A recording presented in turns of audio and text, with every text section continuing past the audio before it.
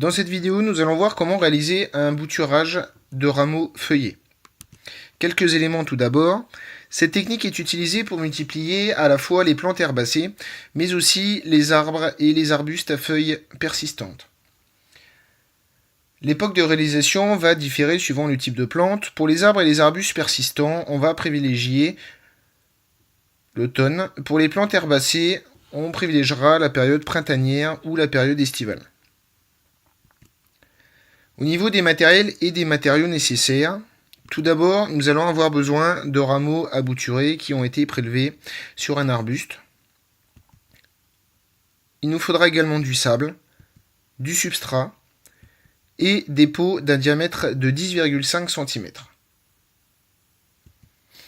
Au niveau du prélèvement de la bouture, on va veiller à prendre les mêmes précautions que pour les autres techniques en termes de santé du végétal.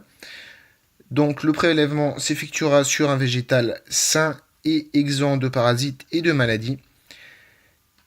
Et nous avons aussi des précautions à prendre au niveau du matériel de prélèvement. Il doit être bien affûté et bien désinfecté.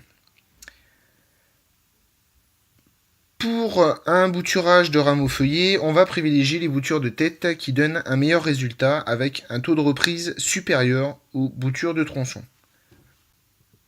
La première étape pour réaliser le bouturage de rameaux feuillés va être l'habillage de la bouture. L'habillage va consister à enlever les feuilles présentes à la base de la bouture, ainsi que les bourgeons, afin que celles-ci ne pourrissent pas une fois entrées en contact avec le substrat. L'opération suivante consiste à couper de moitié les feuilles situées en haut de la bouture pour éviter que... On va prendre notre pot de 10,5, puis on va mélanger du substrat avec du sable. L'ajout de sable permet d'avoir un mélange qui va être bien drainant et qui va éviter la stagnation d'eau. Il faut veiller à bien tasser notre substrat afin qu'il n'y ait pas de poche d'air. Ensuite, on va pouvoir insérer à l'intérieur de ce pot notre bouture d'environ moitié. Puis nous allons borner la base de la bouture